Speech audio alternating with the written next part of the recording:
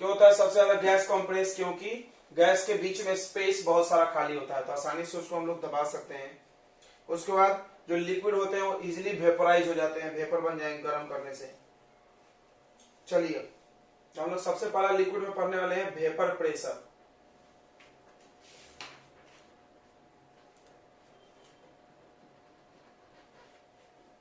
तो हर लिक्विड को गर्म करने से वो वेपर बन जाता है, पता होगा। अब इस कहानी को समझना ध्यान से। मेरे पास एक कंटेनर है, ये कंटेनर में एक लिक्विड रखे हमने,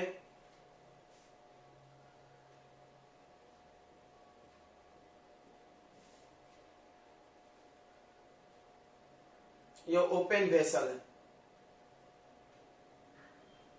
ओपन वेसल है। इसमें क्या होगा, इसमें जो लिक्विड का मॉलिक्यूल है वो उड़ रहा होगा। अरे सबको पता है क्या, लिक्विड के मॉलिक्यूल धीरे धीरे उड़ते रहते हैं, वेपर बनते रहते हैं, तो उड़ उड़ के कहां चल जाता होगा, जीरो, सॉरी एटमोस्फियर में चल जाता होगा। अब हमने क्या किया, इसी कंटेनर को क्लोज कर दिए।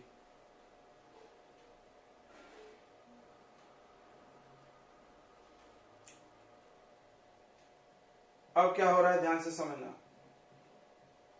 ये लिक्विड है, लिक्विड का मॉलिक्यूल ऊपर उड़ के वेपर बन रहा है, ठीक है, ओके। अब क्या हो रहा है ध्यान से समझना, लिक्विड का मॉलिक्यूल वेपर बन रहा है लेकिन ये बाहर नहीं जा रहा है, इसी कंटेनर के अंदर है। और वेपर के मॉलिक्यूल भी वापस से लिक्विड बन के टपक रहे होंगे नीचे, बहुत सारे वेपर हो जाएगा। तुमने देखा होगा पानी बन के टपकता है ना, तो एक समय आता होगा जब लिक्विड से वेपर बनने का स्पीड और वेपर से लिक्विड बनने का स्पीड इक्वल हो जाता होगा, ना। उस वक्त जो वेपर ने प्रेशर लगाया कंटेनर के वॉल पे, उसी को वेपर प्रेशर बोलते हैं।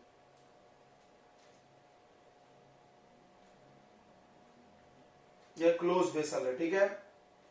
ओपन वेसल में वेपर प्रेशर कितना होता है, जीरो। क्लोज वेपर में vapour pressure is not zero.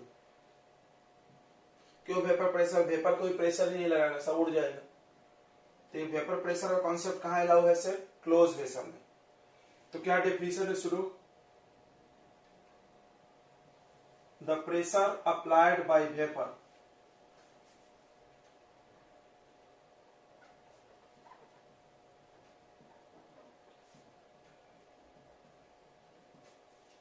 the pressure applied by vapor कब, the pressure applied by vapor above liquid surface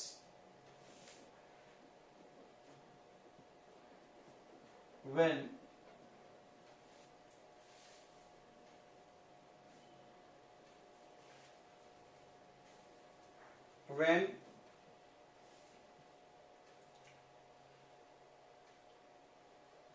there is equilibrium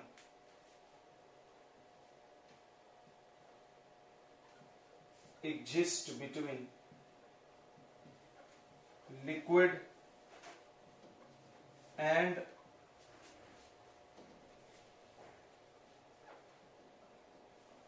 gaseous state is called vapor pressure, ठीक है। इस बात को आपको समझने के लिए दो बातें समझना होगा। बात नंबर एक है कि लिक्विड के मॉलिक्यूल हमेशा वेपर बनते रहते हैं धीरे धीरे, लिक्विड काय में चेंज होते रहता है, गैस में, और गैस के भी मॉलिक्यूल कंबाइन होकर क्या बनते रहते हैं वापस क्लोज कंटेनर के अंदर, लिक्विड। यह बात समझ में आ रही सबको। तो रेट ऑफ वेपराइजेशन होता है वहां पे, समझना ध्यान से। तो इस कंटेनर के अंदर क्या होता है कि लिक्विड, समझना ध्यान से, लिक्विड जो होता है वो बनते रहता है आपका वेपर, और वेपर वापस जुड़ जुड़ के क्या बनते रहता है, लिक्विड। तो एक ऐसा स्थिति पहुंचता होगा, एक ऐसा हालत पहुंचता होगा जिस वक्त लिक्विड से वेपर और वेपर से लिक्विड बनने का स्टेज सेम होता होगा, स्पीड सेम होता होगा। इसी स्पीड को हम लोग इक्विलिब्रियम बोलते हैं। देखो जहां भी इक्विलिब्रियम वर्ड आया साइंस में समझना, ये चैप्टर भी हम लोग केमिस्ट्री में पढ़ेंगे, बट अभी के लिए आपको समझना पड़ेगा ना इक्विलिब्रियम वर्ड। इक्विलिब्रियम में एक वर्ड है इक्वल, तो इसे याद रखना, यहाँ कुछ इक्वल है। क्या इक्वल होता है, आपको सीधी बात करते हैं, दो काम होने का स्पीड सेम होता है, दो काम होने का स्पीड सेम होता है, उसको हम लोग इक्विलिब्रियम बोलते हैं। ठीक है, मतलब देखो लिक्विड से वेपर और वेपर से लिक्विड बनने का स्पीड सेम, तो उसको हम लोग क्या बोलेंगे, इक्विलिब्रियम आ गया। किसके किसके बीच में, लिक्विड में और वेपर में। वेपर को हम लोग गैसियस स्टेट भी बोल सकते हैं। समझ में आ गया। अब कुछ सोच रहा होगा ऐसा क्यों लिखा हुआ है। इस स्टेज का एक नाम है बच्चों, इसका नाम है बॉइलिंग पॉइंट। इसका नाम क्या होता है, बॉइलिंग पॉइंट। जब टेम्परेचर बॉइलिंग पॉइंट पे पहुंचता है, ठीक है, उस वक्त की पूरी कहानी है ये। अभी आपको थोड़ी देर में समझ में आ जाएगी। तो समझना मेरी बात ध्यान से, बहुत हम प्रेम से तुमको समझा रहे हैं। क्या होता है कि जब हम लिक्विड को बॉयल करते हैं, पानी जब उबलने लगता है, उस वक्त तुम ध्यान दोगे तो लिक्विड वेपर बनते रहता है और वेपर भी क्या बनते रहता है, लिक्विड बनते रहता है, दोनों। तो जिस टेम्परेचर पर लिक्विड से वेपर और वेपर से लिक्विड बनने का स्पीड सेम हो जाए, उसको हम लोग बॉइलिंग पॉइंट बोलते हैं। क्या बोलते हैं उसको हम लोग, बॉइलिंग पॉइंट। समझ में आया सबको। तो बस तुम इतनी बात समझ लो, सीधी बात अगर आपको समझना है तो आपको ये बात करें, मतलब कभी भी बॉइलिंग पॉइंट और मेल्टिंग पॉइंट का डेफिनेशन लिखा जाएगा ना, तो ये इक्विलिब्रियम वर्ड जरूर आता है। मतलब ये जो पॉइंट तुम पढ़े हो ना बचपन में, बड़ी इजीली पढ़ लिए होगे कि बॉइलिंग पॉइंट मतलब टेम्परेचर जिस पे पानी उबल जाए। तो भाई कौन सा टेम्परेचर, पानी 1 घंटे तक उबलता है, तो अगर ध्यान से देखोगे तो कौन सा टेम्परेचर को हम बॉइलिंग बोलेंगे। तो बॉइलिंग मतलब क्या होता है, देखो बॉइलिंग पॉइंट का मतलब एक ऐसा टेम्परेचर जिसपे पानी भी हो और गैस भी हो, मतलब वेपर भी हो। तो ध्यान दो, पानी का जब तापमान 100 होता है उस समय वाटर भी रहता है और गैस भी बनते रहता है, दोनों स्टेट एग्जिस्ट करता है। उसी तरह मेल्टिंग पॉइंट की अगर बात करोगे तो पिघलने वाला टेम्परेचर का मतलब उस टेम्परेचर पर सॉलिड भी होता है और लिक्विड भी होता है, दोनों दिखते हैं एक साथ। तो इसलिए इस वर्ड को यूज किया जाता है, मतलब सॉलिड से लिक्विड, लिक्विड से गैस बनने का स्पीड अगर सेम हो जाए तो उस टेम्परेचर को हम लोग क्या बोलेंगे, मेल्टिंग पॉइंट। और स्पीड सेम हो जाना, इस जो हम लोग बोलते हैं साइंस में, उसको इक्विलिब्रियम बोलते हैं। क्या बोलते हैं, इक्विलिब्रियम। आपके पास दो रास्ते हैं, या तो आप इक्विलिब्रियम वर्ड यूज करो मत, या तो आप इक्विलिब्रियम वर्ड यूज मत करो और ऐसा बोलो कि जब लिक्विड से सॉलिड और सॉलिड से लिक्विड होने का स्पीड सेम हो जाए, उस वक्त को हम मेल्टिंग पॉइंट बोलते हैं। पहला भाषा। दूसरा भाषा क्या है कि जब सॉलिड और लिक्विड के बीच इक्विलिब्रियम आ जाए, जैसे कि हम लिखें। इक्विलिब्रियम वर्ड का मतलब क्या हुआ, इक्विलिब्रियम वर्ड का मतलब equal, equal rate, equal speed.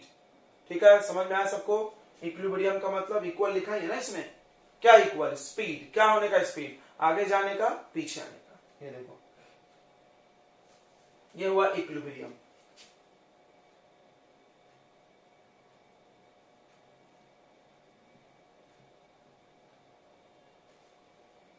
ठीक है, समझ में आया सबको, नहीं आया। बोल रहा है the pressure applied by vapour above liquid surface. ये वेपर जो लिक्विड के सरफेस के ऊपर प्रेशर लगा रहा होगा, कब कब भाई, ये कंटेनर हम बंद किए जब से प्रेशर लगा रहा होगा, तो कब नापना हमको, तो एट बॉइलिंग पॉइंट। सीधा क्या बोल दो, एट बॉइलिंग पॉइंट। अगर आपको इतना नहीं बोलना है तो क्या बोल दो, एट बॉइलिंग पॉइंट। इतना अगर आप नहीं बोलना चाहते हो तो आप सीधे क्या बोल सकते हो, एट बॉइलिंग पॉइंट। क्या बोल सकते हैं, एट, यहां दूसरे पॉइंट में लिख देना, चलो, और the pressure applied by vapour above liquid surface at boiling point.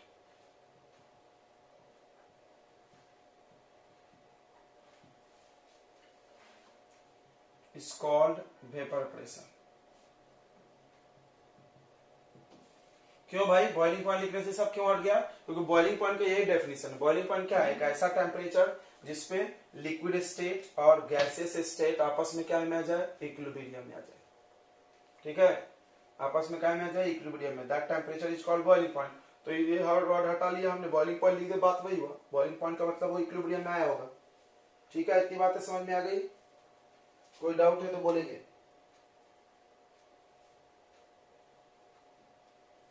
बोलो बच्चों, आया कि नहीं आया? बोल नहीं रहे सब।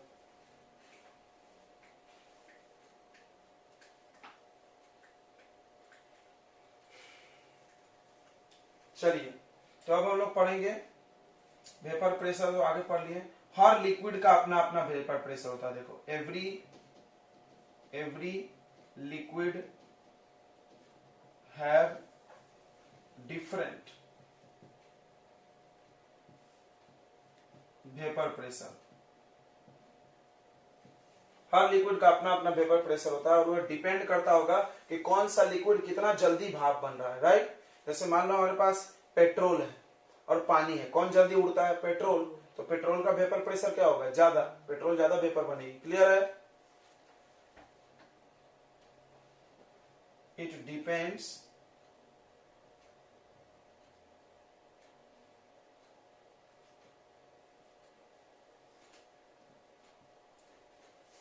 डिपेंड्स ऑन, ये डिपेंड करता है। क्या क्या डिपेंड करता है? किस पे डिपेंड करता है? तो सबसे पहला डिपेंड करता है नेचर ऑफ लिक्विड। मतलब अलग अलग लिक्विड का अलग अलग नेचर ऑफ लिक्विड। जैसे एग्जांपल, हर लिक्विड का वेपर प्रेशर अलग होगा।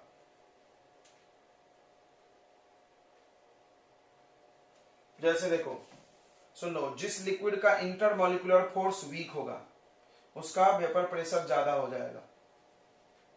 तो जिसका इंटरमॉलिक्यूलर फोर्स, जिस लिक्विड का इंटरमॉलिक्यूलर फोर्स हाई होगा, तो आपस में फोर्स जो होगा उनका बड़ा हाई होगा, तो उड़ेंगे नहीं वो।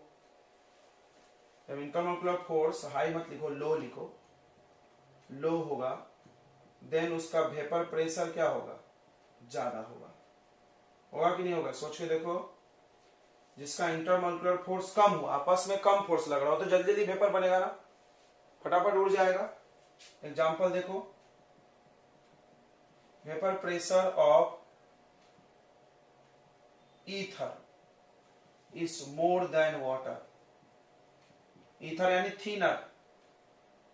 अब आप देखोगे, थीनर को हाथ पे डालते ही उड़ने लगता है, उड़ने लगता है ना। तो थीनर जल्दी वेपर बन जाएगा, क्योंकि थीनर के बीच का फोर्स क्या है? कमजोर है। वाटर के बीच का फोर्स क्या है? मजबूत है। ठीक है, फिर से समझ लो, वाटर के जो मॉलिक्यूल होते हैं उनके बीच हाइड्रोजन बॉन्ड होता है। पढ़ाया था हमने। वाटर के मॉलिक्यूल के बीच कौन सा फोर्स होता है? Hydrogen bond. और ईथर में हाइड्रोजन बॉन्ड नहीं होता, ईथर नॉन पोलर है, याद रखना। तो ईथर के बीच हाइड्रोजन बॉन्ड नहीं होता, इसमें हाइड्रोजन बॉन्ड होता है। तो वाटर के बीच में फोर्स ज्यादा है, देख लो ध्यान से। फोर्स वाटर का ज्यादा है तो इसका वेपर प्रेशर कम होगा, और ईथर का फोर्स कम है तो इसका वेपर प्रेशर ज्यादा। जैसे हमारे पास पेट्रोल है और मट्टी तेल है, कौन जल्दी उड़ता है बताओ? पेट्रोल। तो पेट्रोल का वेपर प्रेशर क्या होगा? ज्यादा। क्लियर हो गया? हर लिक्विड का वेपर प्रेशर अपना अलग अलग होगा। सबको समझ में आ गया? वो डिपेंड करेगा कि उनके बीच में कितना फोर्स लग रहा है। अब आपको समझ में आया वेपर प्रेशर ओपन कंटेनर में क्यों नहीं होता है? अबे सुनो, वेपर प्रेशर में ओपन कंटेनर में क्यों नहीं होगा, इसको समझने के लिए इस लाइन की जरूरत पड़ेगी, इससे नहीं समझेगा। ये डेफिनेशन कुछ समझेगा नहीं, भले इजी लग रहा होगा। देखो कैसे क्यों नहीं होगा, हम आपको बता रहे हैं। क्योंकि जब ये कंटेनर खुला है तो कभी भी इक्विलिब्रियम नहीं एग्जिस्ट होगा लिक्विड और गैस में। सोचो कैसे। देखो, ये कंटेनर अगर खुला है तो ये तो वेपर डायरेक्ट उड़ जा रहा। इक्विलिब्रियम का मतलब क्या होता है? देखो, लिक्विड बनता है वेपर में, वेपर वापस भी किस में बनना चाहिए? लिक्विड में, और दोनों सेम स्पीड से बनना चाहिए। मतलब मान लो 10 पार्टिकल इधर गया तो 10 पार्टिकल इधर भी आना चाहिए। मान लो ढक्कन खुला है तो वेपर तो लिक्विड तो वेपर बनेगा, लेकिन क्या वेपर लिक्विड बनेगा? नहीं, नहीं बन सकता, खुला है तो बनेगा वे। अगर ये ढक्कन बंद है तो क्या होगा? लिक्विड वेपर बनेगा और वेपर लिक्विड बनेगा। मतलब तब इक्विलिब्रियम पॉसिबल है। तब क्या पॉसिबल है? इक्विलिब्रियम। तब क्या पॉसिबल है? इक्विलिब्रियम। इक्विलिब्रियम पॉसिबल है, उसी वक्त हम प्रेशर नापेंगे। जब लिक्विड से वेपर और वेपर से लिक्विड बन रहा है उस वक्त हम प्रेशर नापेंगे और उसको वेपर प्रेशर बोलेंगे। क्लियर हो गया? तो ये बात समझ में आई? क्यों नहीं? क्योंकि ओपन कंटेनर में इक्विलिब्रियम नहीं पॉसिबल है। चाहो तो लिख सकते हैं यहाँ पे, because equilibrium is not possible in open container, close में इक्विलिब्रियम पॉसिबल है। इक्विलिब्रियम का मतलब फिर से सुन लो, इक्विलिब्रियम का मतलब यहां लिख देना, देखो equilibrium means, it means when rate of forward reaction, सुन लो, रेट ऑफ फॉरवर्ड, आगे जाने का स्पीड, आगे जाने का रिएक्शन का speed is equal to rate of backward.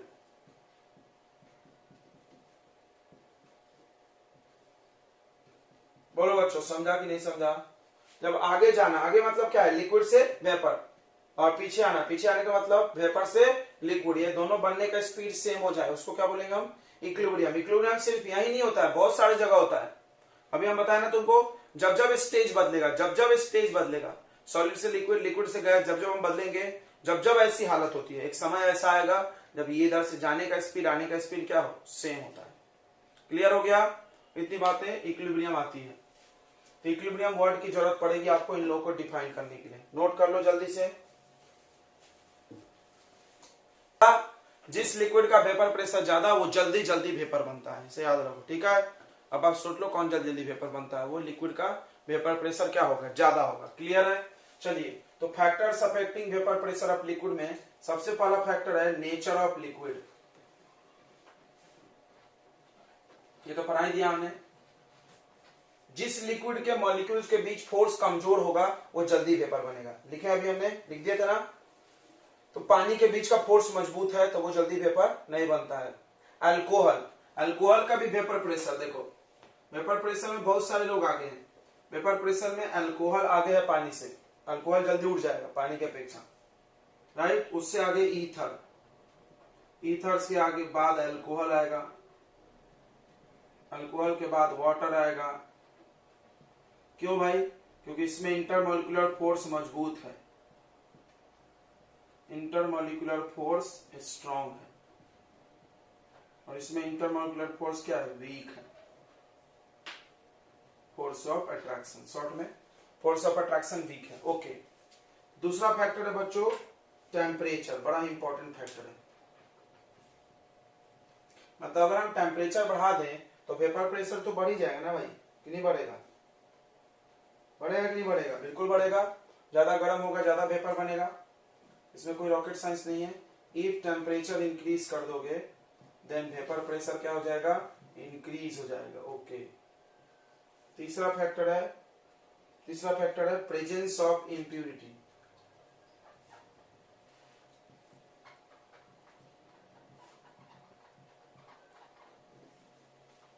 जिस लिक्विड में ज्यादा इम्प्यूरिटी होगा उसका वेपर कम बनेगा, कम बनेगा ना, ज्यादा कचरा होगा उसका वेपर कम बनेगा, ठीक है? अगर इम्प्यूरिटीज, तो इम्प्यूरिटीज को आप ऐसे समझिए, इम्प्यूरिटी मतलब सोल्यूट, नॉन वोलाटाइल सोल्यूट। कैसा सोल्यूट? Non volatile solute. एक बड़ा बेस्ट एग्जांपल आपको देंगे, दिल खुश हो जाएगा। तुमने अक्सर देखा होगा कि अंडा उबालने से पहले या कुछ भी उबालना है अगर पानी में तो नमक डाली जाती है, ध्यान दिए किसी ने? हाँ। क्यों? टेस्ट आने के लिए।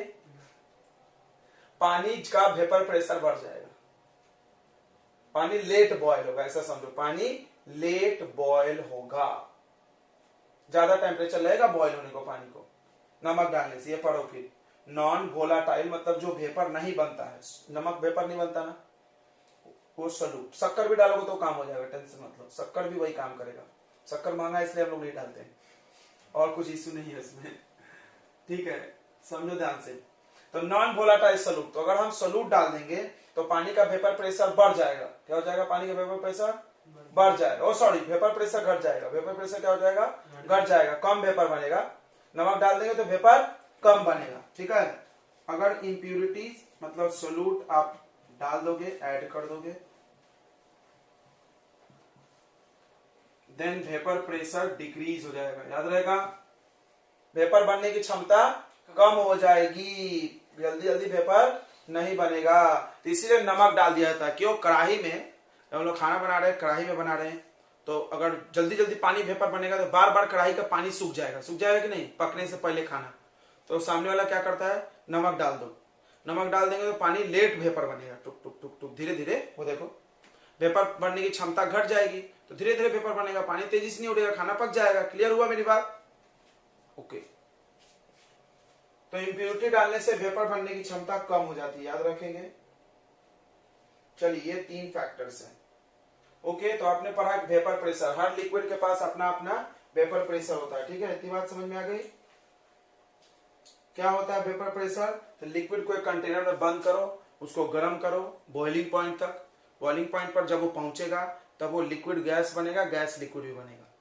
उस वक्त उस कंटेनर का प्रेशर नाप लो, दैट इज वेपर प्रेशर। एकदम सिंपल। इसी को लिखते वक्त इन्होंने ऐसा घुमा के लिखा। क्या लिखा कि the pressure applied by vapour above liquid surface, यानी जब वेपर लिक्विड को दबा रहा हो, दबाएगा ना, कब कब नापना है? When there is equilibrium between liquid and vapour state या गैसियस स्टेट। समझ में आ गया? इक्विलिब्रियम का मतलब दोनों बदल रहे एक दूसरे में, और that stage is called boiling point. Clear है? चलिए, तो अब बॉइलिंग पॉइंट का डेफिनेशन हम लोग कर लेते एक बार। सर वेपर प्रेशर कैसे नापते? प्रेशर वो बैरोमीटर से प्रेशर नापने का था, जैसे पंचर नापते हैं। हाँ। हवा का टायर ट्यूब का प्रेशर नापते हैं, वैसे। चलो नोट कर लिए इतना तुमने?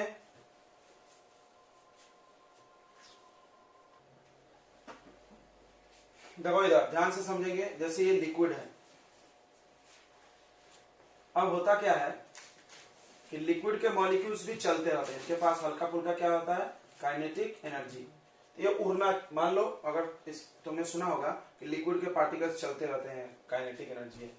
तो सवाल है कि फिर ये सरफेस से उड़ क्यों नहीं रहे अपने आप, बिना गर्म किए? नहीं उड़ते ना, गर्म बिना किए। अभी जो हम इसके पहले पर आए थे वो उड़ रहा है। कब उड़ रहा है? जब उसको क्या कर रहे हो तुम, गर्म कर रहे हो। बॉइलिंग पॉइंट की बात किया ना हमने। ओके, तो मान लो हम गर्म नहीं किए तो क्यों नहीं उड़ रहे, हम तुमको बताते हैं। क्योंकि ऊपर से इनको दबा के रखा है एटमोस्फियर। ऊपर से कौन दबा के रखा है? Atmospheric pressure.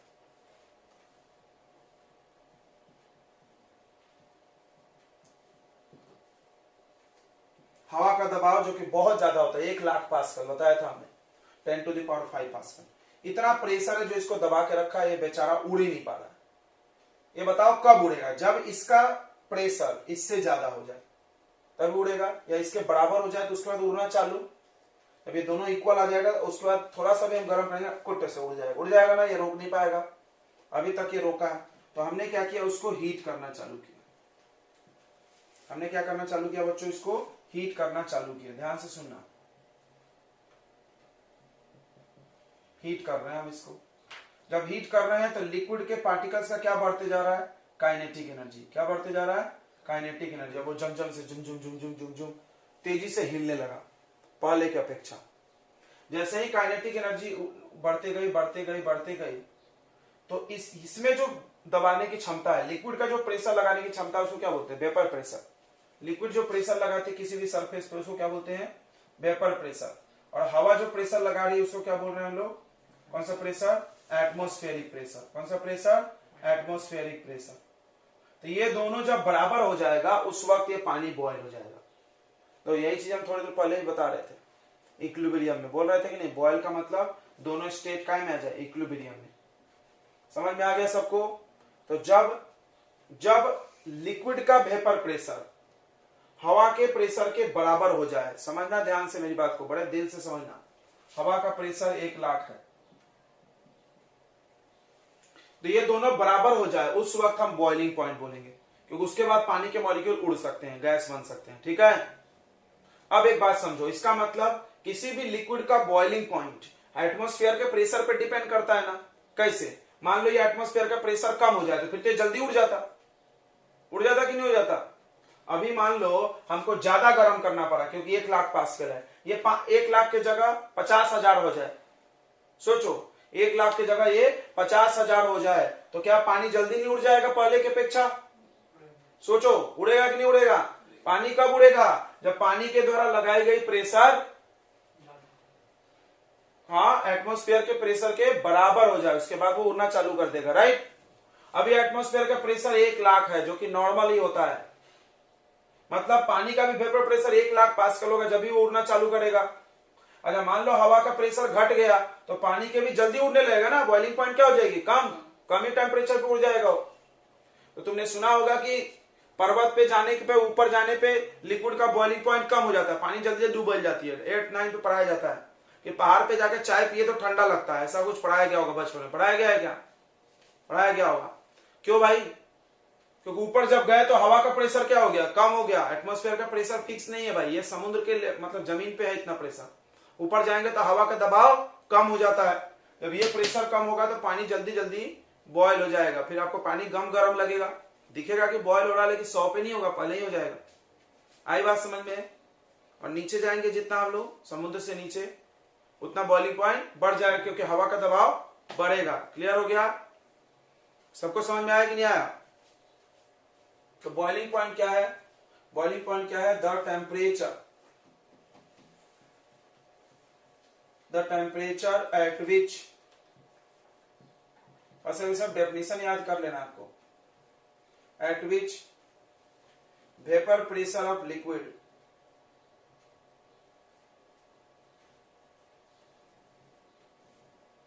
लिक्विड के द्वारा लगाया गया vapour pressure become equal to the atmospheric pressure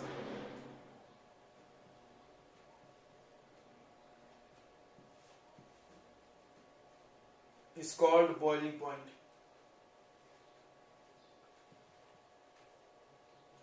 Next point, बड़ा important. Boiling point depend on atmospheric pressure.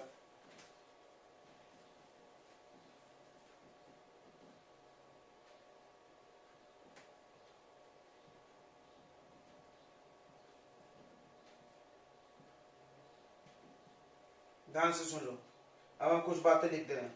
At high altitude, यहां पर साइड में, इधर ध्यान दो, एट हाई एल्टीट्यूड मतलब ऊंचाई पर, एट हाई एल्टीट्यूड यानी पहाड़ पे, ऊंचाई पे। ऊंचा जाने पर क्या होता है कि हवा के द्वारा लगाया गया प्रेशर, ये समझा, PATM मतलब atmospheric pressure, atmospheric pressure decrease हो जाता है। It means boiling point of liquid भी क्या हो जाएगा, डिक्रीज। फिर से सुन लो, यह है हवा का दबाव, यह है लिक्विड का प्रेशर, हम गर्म करके इक्वल बनाते हैं, टुक टुक टुक टुक टुक टुक टुक टुक टुक टुक गर्म करते इक्वल होता है।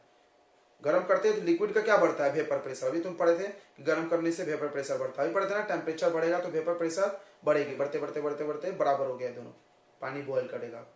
अच्छा देखो, इतना टेम्परेचर लगा, थोड़ा ध्यान दो, इतना टेम्परेचर, इतने दूर टेम्परेचर लगा। अब क्या होगा अगर हवा का प्रेशर कम हो गया, कम टेम्परेचर पे बॉयल हो जाएगा। ये देखो कम टेम्परेचर पे, समझ में आ गया, हाथ से समझना ऐसे। तो वही देखो, अगर एटमॉस्फेयर का प्रेशर घटा तो बॉइलिंग पॉइंट भी घट जाएगा, कम ही टेम्परेचर पे वो बॉयल हो जाएगा। इसीलिए बोलते हैं कि ऊपर ऊंचाई पर जाके चाय पीने से कैसे महसूस होती, चाय ठंडी महसूस होती। क्यों? क्योंकि भाई चाय बनाते समय कैसे बनाते हो, तो पानी उबालते हो तो वहां पानी जल्दी उबल जाएगा, तो ठंडा ठंडा लगेगा कि नहीं। जमीन पे पिए तो ज्यादा गर्म था, ऊपर गए तो ठंडा महसूस होगा कंपेयर टू। तो ऊंचाई पर जाने से एटमॉस्फेयर का प्रेशर कम होता है तो बॉइलिंग पॉइंट भी कम हो जाता है। ठीक है, इतनी बातें समझ गई। अगला पढ़ना है सरफेस टेंशन, बस एक डेफिनेशन है, सब नोट कर लें। वेपर प्रेशर पढ़ा दिए, दूसरा क्या पढ़ा दिए, बॉइलिंग पॉइंट। तीसरा पढ़ना है सरफेस टेंशन, तीसरा प्रॉपर्टी है लिक्विड का surface tension. Surface tension S भी बोलते हैं हम लोग। तो सरफेस टेंशन क्या होती है, सरफेस टेंशन का हम आपको एग्जांपल देते हैं। जैसे तुम देखो बबल्स का बनना है, जो पानी का बबल बनता है, बुलबुले, वो सरफेस टेंशन की वजह से ही बनते हैं। देखो ऐसे गोल, सरफेस मतलब सतह, टेंशन मतलब फोर्स। देखो सिंपल बात बताते हैं, सरफेस मतलब सतह, टेंशन मतलब फोर्स, सरफेस पर लगने वाला फोर्स। अब इसको देखते हैं कैसे। देखो ये मेरे पास एक लिक्विड है, ध्यान से देखना।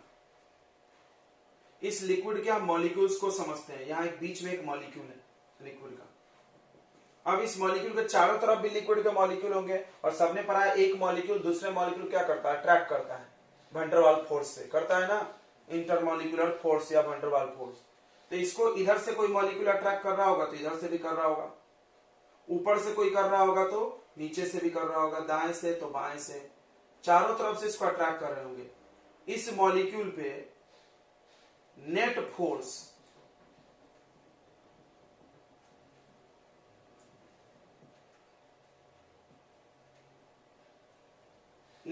On molecule in bulk, bulk मतलब ढेर, इज 0। सही है कि नहीं?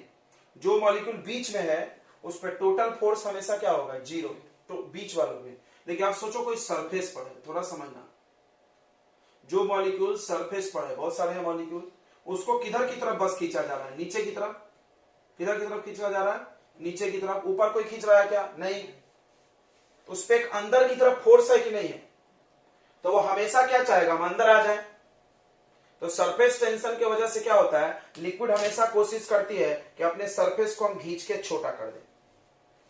और इसका हम बहुत सारे एग्जांपल दिए थे कि जैसे आप एक टेबल ले लो, चिकना वाला, स्मूथ माइका का या टाइल्स, और टाइल्स पे आप पानी गिराओ, तो आप देखोगे कि पानी गिरा, ऐसा फैला, और फैलने के बाद फिर से सिकुड़ गया। ध्यान दिए, से गिराते वक्त फैला, फिर वापस अपने आप सिकुड़ गया। भाई वो ऐसे अपने आप क्यों आया?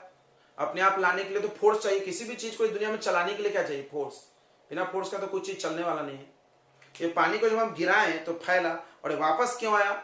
Surface tension. सरफेस के मॉलिक्यूल पर एक फोर्स था जो खींच के उसको वापस लेके आ गए। समझ में आया सबको? तो अब देखो, और तुम अगर मर्क्यूरी देखे होगे, मर्क्यूरी का सरफेस टेंशन सबसे ज्यादा। मर्क्यूरी एकदम गाढ़ा रहता है, उसको आप ऐसे दबाओगे, छोड़ोगे, वापस जम जाएगा। मर्क्यूरी को आप ऐसे दबाओगे तो फैलेगा, छोड़ोगे तो वापस इकट्ठा हो जाएगा। क्यों? मर्क्यूरी का सरफेस टेंशन क्या है? बहुत हाई। समझ में आ गया? उसका सरफेस हमेशा ऐसे खींच के छोटा कर लेगा तुरंत उस खुद को। तो सरफेस टेंशन की वजह से लिक्विड क्या करती है? अपने सरफेस को हमेशा कम करके रखती है, मिनिमाइज करती है। क्या करती है? मिनिमाइज करके रखती है। ओके, थोड़ा सा आप इमेजिन करके तो समझेगा। समझ रहा है? ये लिक्विड का सरफेस है, सिर्फ सरफेस पर ही टेंशन रहेगा, बीच में नहीं लगेगा। क्यों? बीच पे टोटल फोर्स कितना हो गया? 0। तो सरफेस के जो मॉलिक्यूल उसको नीचे की तरफ कोई खींच रहा है, तो हमेशा कहां आना चाहिए? नीचे, ऐसा दबना चाहिए। तो देखो, ये इस पे net inward force is present. This force per unit area, मतलब यूनिट एरिया पे जितना फोर्स लग रहा है उसी को हम लोग सरफेस टेंशन बोलते हैं। फिर से सुन लो, force per unit area, force per unit length होगा, सॉरी। तो सरफेस टेंशन का डेफिनेशन क्या हो गया? सुन लो, सरफेस टेंशन हो गया फोर्स अपॉन लेंथ। ठीक है? यूनिट हो जाएगा न्यूटन पर मीटर। इसको ऐसा लिख सकते हो तुम डेफिनेशन कि force per unit length of liquid surface, सिर्फ सरफेस पे होता है, इज कॉल्ड सरफेस टेंशन। तो फोर्स, ये फोर्स कहां प्रेजेंट है? सिर्फ सरफेस पे, अंदर तो नहीं है। जहां फोर्स वहीं सरफेस टेंशन। तो अगली बात लिख लो कि सरफेस, नाम ही में सरफेस लिखा है यार, अंदर की बात कहां से होगी? Surface tension is present only on the surface of liquid.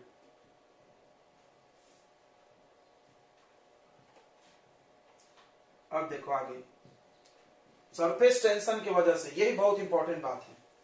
देखो, due to surface tension, due to surface tension, surface tension की वजह से लिक्विड always try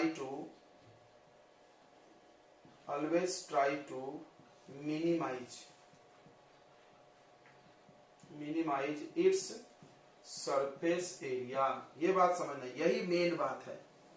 ऐसा करते हुए लिक्विड को देखा गया है कि लिक्विड को हमने डाला, सरफेस एरिया बढ़ना चाहिए लेकिन वो घटा लेगा खींच के खुद को। और तुम ध्यान देना, जो चीज जितना गाढ़ा होगा उतना खट से ऐसे सिकुड़ जाएगा, कम फैलेगा। सिकुड़ जाना मतलब कम फैलना। समझ में आ रहा है? क्यों? उसका सरफेस टेंशन क्या होगा? उतना ज्यादा होगा, उसके सरफेस पे उतना ज्यादा फोर्स लगेगी। सबको समझ में आ रहा है? सरफेस टेंशन उतना उसका ज्यादा होगा। ओके, चलिए आगे बढ़ते हैं। क्यों भाई? जितना गाढ़ा लिक्विड होगा उतना ज्यादा इंटरमोलिकुलर फोर्स इसके बढ़ेंगे, उतना ज्यादा सरफेस टेंशन होगा। अब बात करते हैं हम लोग factors affecting the surface tension. जैसे एक एग्जांपल लिखो, देखो एक एग्जांपल हम बताते हैं, या एप्लीकेशन आप बोलो। देखो इधर application of surface tension. Surface tension का इस्तेमाल, पहला, लिक्विड ड्रॉप हमेशा गोल क्यों होता है? Liquid drop is always spherical. क्यों? कुछ सोचे हो तुम कभी? क्यों लंबा क्यों नहीं होता है, पतला क्यों नहीं होता, सिलिंड्रिकल, क्यूबॉइडल, क्यूब क्यों नहीं होता है? तो हम बताते हैं। मान लो ये पानी है जो ऐसे गिरा गिरा लंबा, मान लो ये नल है, नल से पानी गिर रहा है, तो गिरते वक्त तो हम ऐसा देखते हैं, लेकिन रास्ते में आते वक्त तो गोल हो जाता है। क्यों? क्योंकि लिक्विड हमेशा चाहता है अपना सरफेस एरिया क्या कर ले, कम। तो कम करने के चक्कर में वो अपना शेप गोल करेगा। देखो ऐसा था वो। अब ये लिक्विड के सरफेस अपने को अंदर खींचते रहते हैं ना, सरफेस पर एक अंदर की तरफ क्या लगती रहती है, फोर्स। और जिस फोर्स को हम लोग क्या बोलते हैं, सरफेस टेंशन। और उससे वो हमेशा अपने शेप को क्या करना चाहता है, कम, सरफेस को कम से कम, अपने सरफेस को कम से कम। ये कम से कम करने के चक्कर में वो कैसा बन जाता है, गोल। क्योंकि गोल का सरफेस एरिया क्या होगा, बाकी लोगों से कम होता है। समझ में आ गया? इसका सरफेस एरिया कम होता है। तो सरफेस एरिया मिनिमाइज करने के क्यों आता है ऐसा गोल भाई? Due to surface tension.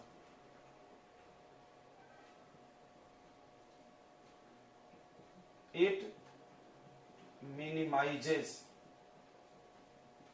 its surface area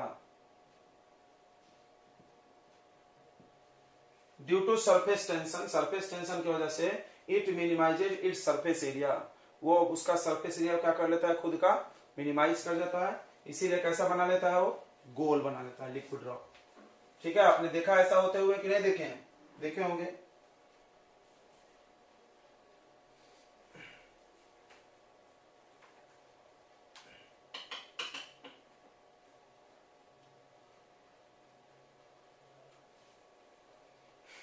और भी बहुत सारे एग्जांपल है, ये एक मेन है, रहने दो, आगे और फिजिक्स में पढ़ेंगे।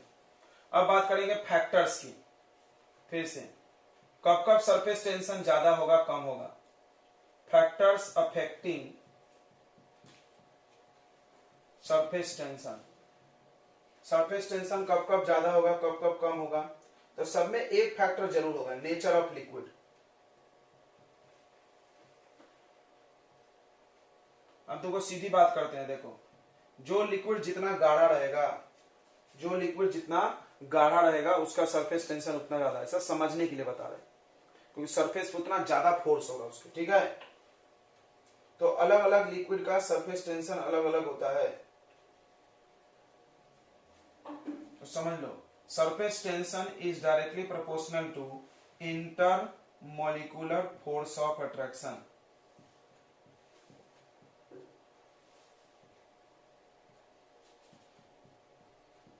Surface tension is directly proportional to intermolecular force of attraction. मतलब अभी इसके पहले तुमने पढ़ा था वेपर प्रेशर, तो वेपर प्रेशर में क्या था, उल्टा। इंटरमॉलिक्यूलर फोर्स अगर बढ़ा तो वेपर प्रेशर कम हो जाता था, बराबर। और यहाँ क्या है, डायरेक्टली, मतलब जिसमें ज्यादा फोर्स है उसका सरफेस टेंशन भी ज्यादा। सही है ना? देखो सरफेस टेंशन मतलब क्या, हमेशा याद रखना, फोर्स। टेंशन मतलब फोर्स पर यूनिट लेंथ। ये फिजिक्स में पढ़े होगे तुम, टेंशन याद करो, धागा वाला नहीं, वहां भी टेंशन नाम से पढ़े हो, सरफेस टेंशन।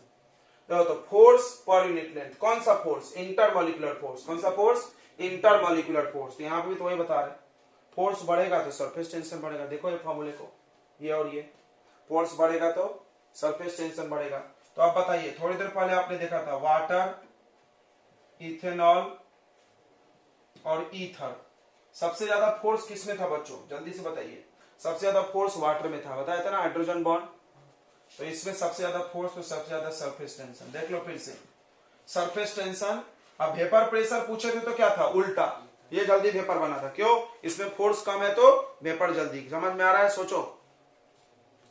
तो पहला फैक्टर है नेचर ऑफ लिक्विड, इधर का मिटा दे। दूसरा फैक्टर इसमें भी आएगा टेम्परेचर, इसमें भी टेम्परेचर आएगा।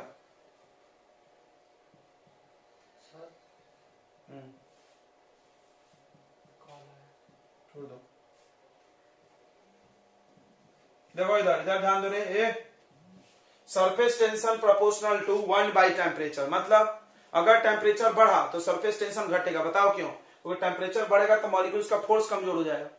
टेम्परेचर बढ़ेगा तो मॉलिक्यूल्स का फोर्स कमजोर हो जाएगा, मॉलिक्यूल दूर दूर हो जाएंगे ना, तो सब पूरा खेला फोर्स के बीच का। फोर्स कमजोर हो जाएगा, सरफेस टेंशन घट जाएगा। समझ में आ गया? ओके, नोट कर लें।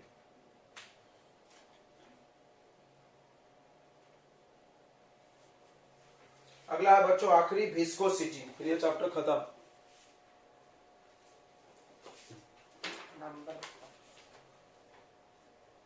ये सब प्रॉपर्टी ऑफ लिक्विड है। क्या ये सब property of liquid? Her liquid में होता है। हर लिक्विड में सब बॉइलिंग पॉइंट होता है, हर लिक्विड में वेपर प्रेशर होता है, हर लिक्विड में सरफेस टेंशन होता है, हर लिक्विड में विस्कोसिटी होता है। कि कब किसका कम होगा, किसका ज्यादा होगा, ये बात आपको समझने के लिए हम पढ़ा रहे हैं, फोर्स के आधारित है। ठीक है। अब विस्कोसिटी मतलब होता है बच्चों फ्लूइड फ्रिक्शन। समझना है इसको ध्यान से। इसको बोलते हैं हम लोग फ्लूइड फ्रिक्शन। मतलब जैसे तुमने ये तो देखा होगा कि जब कोई बॉक्स, डब्बा किसी सॉलिड सरफेस पे, देखो ये भी सॉलिड है और ये भी सॉलिड है, राइट, ये चल रहा है तो ये इसको घिसता है, घिस के पीछे की तरफ एक फोर्स लगता है, इसको क्या बोलते हैं, फ्रिक्शन। और ये फ्रिक्शन इसको चलने से रोक देता है, रोक देता है ना, अपोज करता है। अब सुनो, अब मेरे पास फ्लूइड बह रहा है, पानी बह रहा है, तो पानी के भी परत होता है, परत बाई परत, लेयर। इतना मोटा नदी, इतना मोटा बह रहा है, मान लो इतना सारा पानी है, इतना हाइट जा रहा है, इसमें भी पानी की ऊपरी लेयर, फिर निचला लेयर, लेयर बाय लेयर होगा पानी भी। तो अब क्या होता है, जो पानी के लेयर्स बह रहे हैं ऐसे ऐसे, ध्यान से समझना, तो हर लेयर के बीच में भी एक तरह का फ्रिक्शन लगता है, फ्रिक्शन, जो इनको चलने से रोकना चाहता है। और इसी फ्रिक्शन को हम लोग विस्कोसिटी बोलते हैं। यानी कुल मिलाकर समझो कि सॉलिड और सॉलिड लिक्विड के बीच में जो फ्रिक्शन लगता है वो फ्रिक्शन है, जो फिजिक्स में पढ़े हो तुमने, बराबर। और जब लिक्विड सरफेस के बीच में फ्रिक्शन लगने लगे तो उसको हम लोग क्या बोलेंगे, विस्कोसिटी। तो सोचो विस्कोसिटी क्या करता होगा, लिक्विड को बहने से रोकता होगा। विस्कोसिटी लिक्विड को बहने से। अब जैसे ये बच्चा पढ़ता है तो सरफेस टेंशन भी दिमाग में घुसने लगता है, क्योंकि सरफेस टेंशन भी तो वही करता था। सरफेस टेंशन में क्या होता है, फ्लो होकर वापस ला लेता है, दोनों लेकिन अलग चीज है। तो सरफेस टेंशन सिर्फ सरफेस पर होता है, ये ऐसा कुछ तो हम नहीं बोले सरफेस पर होता है, ये ऐसा कुछ नहीं, सरफेस टेंशन ऐसा नहीं है। हाँ, बट थोड़ा सा ही जैसा लगता है, क्योंकि सरफेस टेंशन लिक्विड को क्या करता है, छोटा करने की कोशिश करता है, और ये फ्लो होने से अपोज करता है। ये क्या करता है, फ्लो होने से अपोज करता है। चलो, दोनों अलग अलग चीज है। तो ये कैरेक्टरिस्टिक्स ऑफ लिक्विड है, जिसके वजह से वो उसके फ्लो ऑफ लिक्विड को अपोज करता है। देखो यहां लिख दे रहे हैं, the property of liquid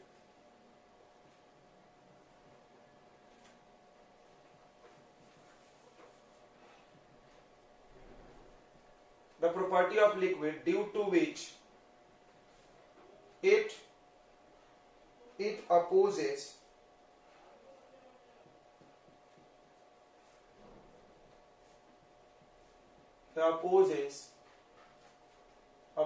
the flow of liquid, liquid के फ्लो को अपोज करता है। अगली पॉइंट, क्यों अपोज करता होगा भाई, एक बच्चा पूछने लगा क्यों अपोज करता होगा, ध्यान समझो हम बताते हैं। तो लिक्विड का ये पहला लेयर है, समझना, और ये दूसरा लेयर, थोड़ा पीछे बना।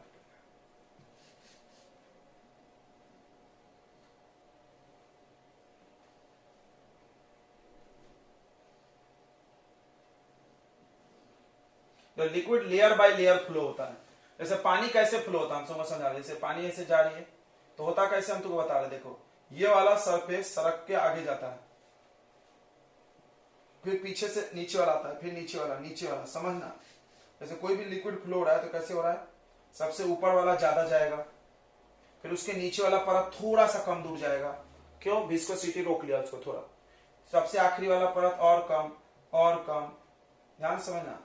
फिर ये आखिरी वाला एकदम कम, और एकदम लास्ट वाला जो कांटेक्ट में वो चलता ही नहीं है, वो उधर ही चिपक जाता है। ठीक है, ऐसे लिक्विड फ्लो होता है। सोचो, क्योंकि ऊपर वाले को किसी ने नहीं रोका, बीच वाले को ज्यादा विस्कोसिटी लगा, ऊपर वाले ने भी रोका और नीचे वाले भी। आप समझो 2-3 प्लेट्स रख लो, प्लेट पे प्लेट, प्लेट पे प्लेट, और धकेलो एक साथ, तो क्या होगा? सबसे ज्यादा आगे कौन गिरेगा? ऊपर वाला प्लेट गिरेगा ना, और बीच वाले प्लेट थोड़ा थोड़ा पीछे पीछे पीछे पीछे। क्यों ऐसा?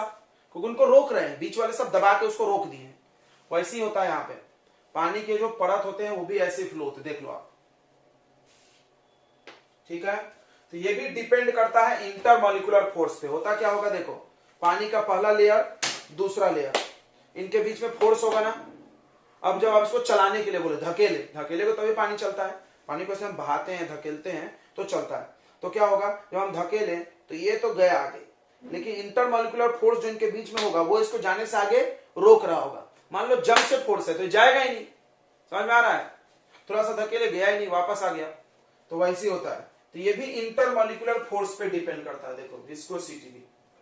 और कौन था जो इंटरमॉलिक्यूलर फोर्स पे डिपेंड करता था? सरफेस टेंशन भी। ज्यादा फोर्स, ज्यादा surface tension. Viscosity also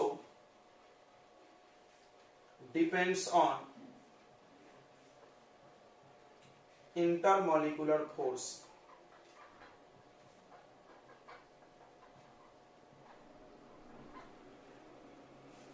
force of attraction, intermolecular force of attraction पे डिपेंड करता है।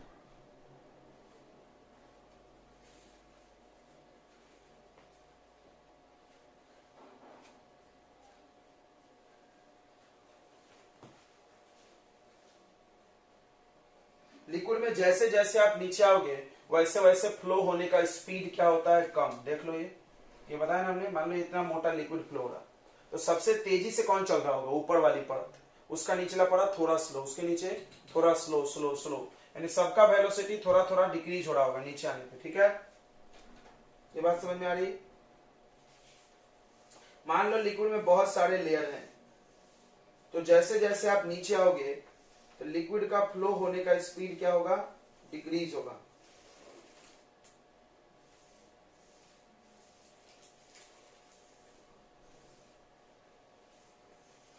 तो ध्यान सुनो, different layers of liquid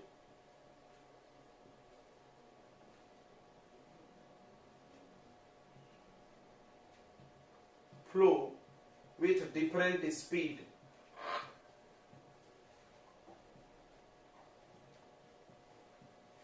liquid के अलग अलग लेयर अलग अलग स्पीड से फ्लो होते हैं। ठीक है, क्यों भाई? फ्रिक्शन की वजह से। क्यों? ड्यू टू फ्रिक्शन या ड्यू टू विस्कोसिटी। विस्कोसिटी की वजह से, विस्कोसिटी ही इनको रोक रही है, बराबर। ये सबसे कम, ज्यादा तेज चल रहा है क्योंकि उसका विस्कोसिटी कम लग रहा है, उसमें कम फ्रिक्शन लग रही है। विस्कोसिटी मतलब समझ में आ गया?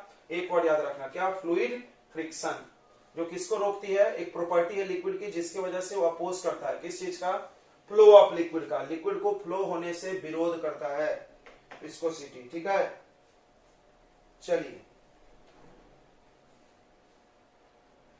तो जो, ध्यान से सुनो, तो जो विस्कोसिटी में फोर्स लगता है, द विस्कस फोर्स,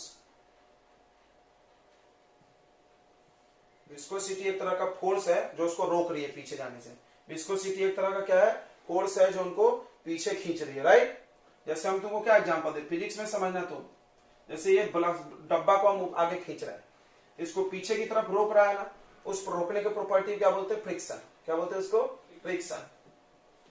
फ्रिक्शन क्या है? एक तरह का फोर्स है जो उसको रोक रहा है। क्लियर है?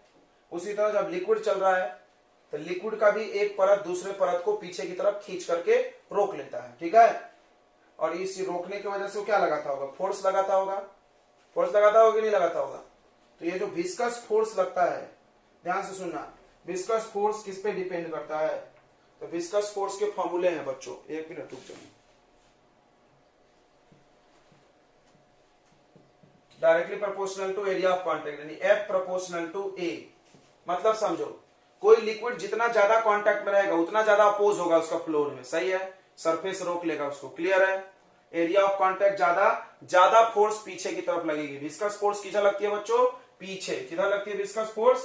पीछे। ये फ्लो कहां हो रहा? सामने। तो पीछे की तरफ तुम किसी को खींचोगे और वो जाना चाह रहा है सामने, तो रुकेगा ही ना वो धीरे धीरे। तो ये जो विरोध हो रहा है उसको चलने में, जो अपोज हो रहा है, उसी को क्या बोल रहे हैं हम लोग? विस्कोसिटी। क्या बोल रहे हैं उसको? विस्कोसिटी। फिर से सुन लो, विस्कोसिटी एक प्रॉपर्टी है और उस प्रॉपर्टी में क्या होता है? लिक्विड को सामने चलने से पीछे की तरफ खींच के रोका जाता है। रोकने वाले फोर्स को क्या बोलते हैं? Viscous force. रोकने वाले फोर्स को क्या बोलते हैं? Viscous force. विस्कस फोर्स क्या हो गया? जो फोर्स अपोज कर रहा है, जो फोर्स उसको फ्लो को अपोज कर रहा है। किसको अपोज कर रहा है? फ्लो को। उसको बोलेंगे विस्कस फोर्स। और ये जो फोर्स लगेगा वो डायरेक्टली प्रोपोर्शनल टू एरिया है। दूसरी बात सुनो, ये जो विस्कस फोर्स है वो डायरेक्टली प्रोपोर्शनल है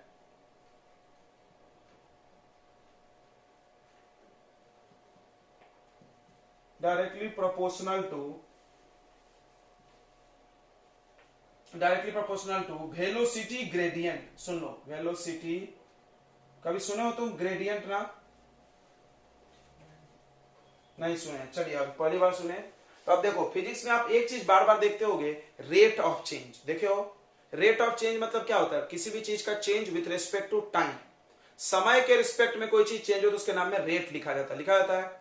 तो याद रखना, अगर कोई चीज डिस्टेंस के रिस्पेक्ट में चेंज हो तो उसके नाम में ग्रेडियंट लिखा जाता है। क्या लिखा जाता है? ग्रेडियंट। तो वेलोसिटी ग्रेडियंट का मतलब चेंज ऑफ वेलोसिटी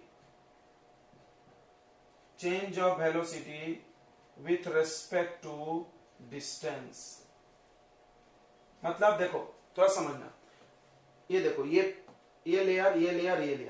लेयर पीछे है, ये लेयर थोड़ा उससे आगे, ये लेयर उससे आगे, थोड़ा आगे है सब लेयर। देखो कितना आगे, हम तुमको बता दें, ये इससे कुछ दूर आगे है, जिसको आप डीजेड बोल सकते हो। क्या बोल सकते हो? DZ, distance. फिर ये भी इससे कितना आगे है? डीजेड। थोड़ा दूर आगे है, यानी ये ज्यादा दूरी चला, ये उससे ज्यादा दूर चला। ऐसे समझ में आ रहा है? ध्यान समझना। तो कितना चेंज हुआ है देखो, इसके और इसके डिस्टेंस में कितना चेंज? डीजेड। जैसे देखो, ये जितना दूर गया, ये थोड़ा सा कम गया, ये थोड़ा और कम गया ना? समझ में आ रहा है कि नहीं आ रहा है? तो कितना कम गया है? डीजेड। कितना कम गया है? डीजेड। इन्होंने डिस्टेंस को डीजेड माना, तुम दूसरा भी मान सकते हो, एनसीईआरटी भाई, जो भी मान सकते हैं। इन्होंने क्या बोला? F proportional to velocity gradient du by dz। सुन लेना, d क्या होता है? आपने बार बार पढ़ा है, d मतलब चेंज, स्मॉल चेंज होता है ना, यानी du को पढ़ना change of velocity with respect to distance. dz क्या है? डिस्टेंस। देख लेना, थोड़ा सिंबल अजीब है। देखो, du है चेंज ऑफ वेलोसिटी, du क्या है? Change of velocity. और dz क्या है? डिस्टेंस। dz क्या है? डिस्टेंस। तो f proportional to du by z है। अब देखो, f दो चीज के प्रोपोर्शनल है। फिर से, ये जो फोर्स रोकने वाली लग रही है वो दो चीजों पर डिपेंड कर रही है, एक तो एरिया पे और दूसरा वेलोसिटी ग्रेडियंट पे। किस पे डिपेंड कर रहा? Velocity gradient. अगर आप चाहोगे तो हम आपको इधर पढ़ा देंगे। वेलोसिटी ग्रेडियंट क्या होता है? वेलोसिटी ग्रेडियंट होता है, बता ही दिए यार। वेलोसिटी ग्रेडियंट होता है change of velocity divided by distance covered. ठीक है? मतलब वेलोसिटी में कितना परिवर्तन हुआ। अब इसका यूनिट क्या होगा? देखो इधर है चेंज ऑफ वेलोसिटी। वेलोसिटी का यूनिट मीटर पर सेकेंड और डिस्टेंस का यूनिट मीटर। मीटर कट गया तो वेलोसिटी ग्रेडियंट का यूनिट क्या होगा? पर सेकेंड। क्या यूनिट होगा इसका? पर सेकेंड। ओके, कोई बात नहीं है, सही है ना? मीटर पर सेकेंड और मीटर कट गया, सही है। चलिए, तो आप इस दोनों को मिलाकर के एक फिक्स फॉर्मूला बना सकते हैं विस्कोसिटी का। मिटा दे इधर का। देखो बच्चों, इधर ध्यान दो, जल्दी खत्म कर देते हैं इसको, लास्ट टॉपिक है। देखो इधर, तो विस्कोसिटी का एक फॉर्मूला बना, क्या? A और du बाई जी है। इधर सुन लो रे, अब प्रोपोर्शनल साइन जब हटेगा तो कोई कांस्टेंट आएगा, नहीं आएगा? तो यहां पे एक बड़ा यूनिक कांस्टेंट आया था ऐसा, ईटा। क्या पढ़ते इसको? ईटा। देखो ना, यहीं से सवाल आता है बहुत सारे पेपर में। तो इसको बोलते हैं हम लोग, इस सिंबल को ईटा पढ़ते हैं, इसको बोलते हैं एक्चुअली कोफिशिएंट ऑफ विस्कोसिटी। क्या बोलते हैं? Coefficient of viscosity. तो जिसने जिसने फिजिक्स में फ्रिक्शन पढ़ा है रियली उसको मजा आएगा समझने में। फिर से समझते हैं, फ्रिक्शन का फॉर्मूला क्या था, याद है? म्यू इंटू एन, जहां को म्यू बोलते थे coefficient of friction. Same to same देखो, ये भी एक फोर्स है, बिल्कुल, ये भी रोकता है चलने से, बिल्कुल। किसको रोकता है? बस लिक्विड को। किसको रोकता है? लिक्विड को रोकता है। बस इतना ही अंतर है वहां और यहां में। वहां पर भी एक कोफिशिएंट था, यहां भी एक कोफिशिएंट है, देख लो है कि नहीं है। उसका फॉर्मूला था म्यू इंटू एन, इसका formula mu into A into D by d Z. याद रखना ड्यू कुछ नया नहीं है, velocity by distance, velocity by distance, एकदम दिमाग में डाल लियो। डाल लिया? नहीं डाला? चलिए मिटा दे इतना, ये सब नोट कर लिए ना।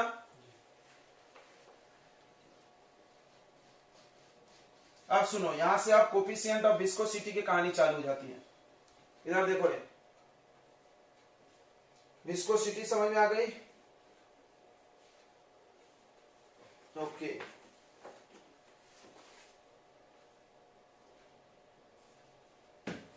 अब देखो कोफिशिएंट ऑफ विस्कोसिटी का डिफिनेशन अब हम लोग निकालेंगे यहां से।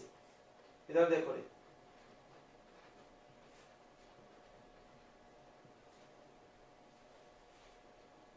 यानी ईटा का डेफिनेशन चाहिए। इधर देखो, ईटा का डेफिनेशन के लिए एरिया को मान लो 1 मीटर स्क्वायर, थोड़ा ध्यान दो जल्दी जल्दी इधर।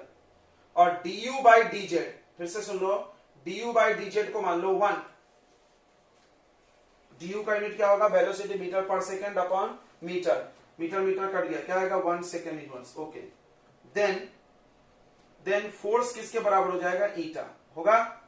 अब सुनो क्या डेफिनेशन लिखेंगे, यहां से लिखेंगे, देखो, coefficient of viscosity is viscous force. ये कौन सा फोर्स है?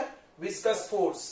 Coefficient of viscosity is equal to viscous force. कब? जब एरिया ऑफ कांटेक्ट 1 हो और वेलोसिटी ग्रेडियंट 1 हो। समझ में आ गया? जब एरिया ऑफ कांटेक्ट 1 हो, 1 मीटर स्क्वायर, और वेलोसिटी ग्रेडियंट 1 हो, तब जो फोर्स लग रहा है रोकने वाला, वही कोफिशिएंट ऑफ विस्कोसिटी है। क्लियर हो गया? रोकने वाले फोर्स को क्या बोलते हैं? Viscous force. सुन लो, यहां लिख दे रहे हैं, the coefficient of viscosity is equal to, यही छापना है, is equal to viscous force। ठीक है, विस्कस करें, is equal to viscous force applied on liquid when area of contact, जब एरिया ऑफ कांटेक्ट कितना हो? 1 metre square, and velocity gradient, इसको क्या पढ़ते हैं? याद हो गया? Velocity gradient is unity, unity यानी 1। अब चलो यूनिट की बात करते हैं। Yes sir, unit of eta. इधर देखो रे, ईटा का यूनिट चाहिए। देखो रे इधर, सभी लोग ध्यान दो इधर। देखो, तो अगर आपको ईटा का यूनिट चाहिए तो सबका यूनिट पुट करना होगा। अरे इसका निकल जाएगा ना सबका, यही पढ़े हो ना तुम। तो ये बताओ, फोर्स का यूनिट क्या होता है? न्यूटन। और ईटा का पता नहीं। एरिया का क्या होता है? Metre square. du, वेलोसिटी का क्या होता है? मीटर पर सेकेंड। और ये dz का क्या होता है? मीटर। क्लियर है? तो मीटर मीटर तो कट गया, ये इधर चला जाएगा, ये सेकंड भी डिवाइड में चला जाएगा। ईटा का यूनिट आ जाएगा, देखो, न्यूटन। मीटर डिवाइड में गया, ऊपर जाएगा -2। ये भी नीचे गया सेकंड, और ऊपर गया तो प्लस में हो जाएगा second. Newton second metre square, सही है? इसको ना पास्कल पर सेकंड में लिखते हैं, पास्कल सेकंड। क्या लिखते हैं? Pascal second. कैसे? देखो, न्यूटन पर मीटर, ये पास्कल हुआ कि नहीं? अरे पगलो, प्रेशर का फॉर्मूला क्या होता है? Force upon area. फोर्स क्या हुआ? न्यूटन पर मीटर स्क्वायर। बताओ, newton upon metre square pressure का यूनिट बना कि नहीं बना? पास्कल। जिसको हम लोग क्या लिख सकते हैं? Pascal into second. ये देखो, ये यूनिट ऑफ ईटा आ गया। अब देखो, ये तो ऐसा यूनिट हुआ। अब केमिस्ट्री में ऐसा यूनिट चलता नहीं है, छोटे छोटे यूनिट चलते हैं। इसका सीजीएस यूनिट बनाया गया पॉइंच।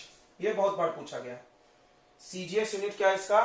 पॉइंच। केमिस्ट्री में कैसे यूनिट चलते हैं बच्चों? छोटे छोटे।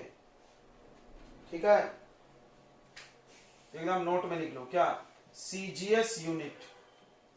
तो दो प्रकार के यूनिट होता है, एक एसआई, एसआई मतलब सिस्टम ऑफ इंटरनेशनल, और एक सीजीएस, सीजीएस मतलब सेंटीमीटर ग्राम सेकंड। सेंटीमीटर में लंबाई नापी जाती है, मास को ग्राम में, टाइम को सेकंड में, उस यूनिट को बोलते हैं CGS unit. CGS unit of eta is poise, POISE। और पॉइज एक छोटा यूनिट है, बहुत छोटा। एक पॉइज जो होता है कितने के बराबर है, देखने दो वैल्यू। एक पॉइज जो है वो एसआई में किसके बराबर है, 10 का पावर -1 kg पर मीटर पर सेकेंड। अब देखो इसे कितने सवाल बना सकते हैं हम। देखो न्यूटन को अगर तोड़ देते, कैसा यूनिट और आ गया, देखो तीन यूनिट आ गए इसके। एक ये आ गया ईटा का, बिल्कुल। और न्यूटन पर मीटर स्क्वायर को हमने क्या लिख दिया, पास्कल, तो एक आ गया। अच्छा, न्यूटन का मतलब कल हम बताए थे, न्यूटन का मतलब केजी मीटर पर सेकेंड स्क्वायर होता है, बताए थे क्या। तो मास इंटू एक्सिलरेशन, बताए थे ना, मास इंटू एक्सिलरेशन। तो अब देखो तुम इसको मिलाओगे तो ऐसा कुछ बनेगा, देखो केजी आएगा, मीटर का पावर -1 आएगा, देखो देखो आ रहा है क्या, देखो तो आ रहा है क्या। ईटा के एक और यूनिट आ जाएगा, यहाँ साइड में निकाल ले कोपचे में, तुम नीचे करना, मेरे पास जगह नहीं है। ईटा का यूनिट आ जाएगा केजी मीटर पर सेकेंड स्क्वायर मल्टीप्लाई मीटर का पावर -2 मल्टीप्लाई सेकेंड का पावर 1। बताओ कितना बनेगा एक और यूनिट, केजी बनेगा, मीटर का पावर -1, सेकेंड बचेगा। कितने यूनिट होगा ईटा करे, 1 2 3। कुछ रॉकेट साइंस नहीं है, फिर से हम बता दे, सबका यूनिट हमने पुट कर दिया, फोर्स का न्यूटन, मीटर स्क्वायर, समझ गया ना। तो ईटा का आ गया। फिर न्यूटन पर मीटर स्क्वायर को पास्कल बोलते, देखो यहां से दिखा हमने, प्रेशर पास्कल, तो ये पास्कल रख दिए। फिर न्यूटन को आप केजी मीटर पर सेकंड रख के ऐसा लानिए। तो एक पॉइज में 0.1, देखो छोटा है ना, 0.1 एसआई वाला वैल्यू होता है। चलिए उसके बाद आप पढ़ेंगे factors affecting viscosity. Same factor है, सेमी फैक्टर है, सेमी फैक्टर है बच्चों, जल्दी नोट कर लो।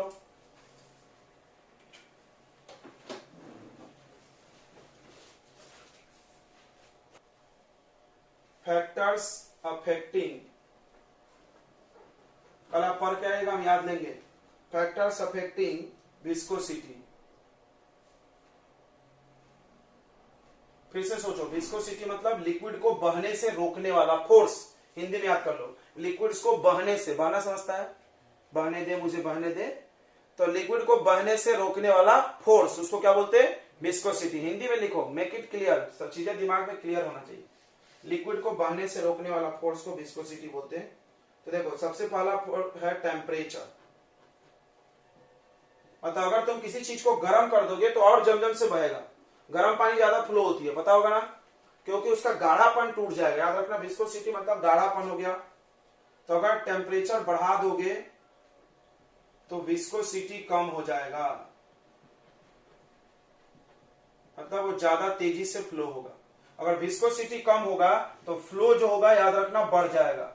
विस्कोसिटी कम होगा तो फ्लो बढ़ जाएगा, क्यों, बहने से रोकने वाले को विस्कोसिटी बोलते हैं। जब रोकने वाला कम है तो बहने वाला क्या होगा, ज्यादा कि नहीं होगा, बताइए, होगा कि नहीं होगा भाई, होगा। क्यों बढ़ जाता है, due to increase of kinetic energy. Kinetic energy बढ़ जाता है मॉलिक्यूल्स का, काइनेटिक एनर्जी ऑफ मॉलिक्यूल्स, ठीक है। चलिए तो रहने दीजिए, आज के लिए इतना काफी है, टाइम हो गया, अगले सर का क्लास है। तो कल थोड़ा सा बच गया, अभी फैक्टर्स बाकी है, फिर से हम कल पढ़ा देंगे, इसलिए जानबूझ के छोड़ रहे हैं।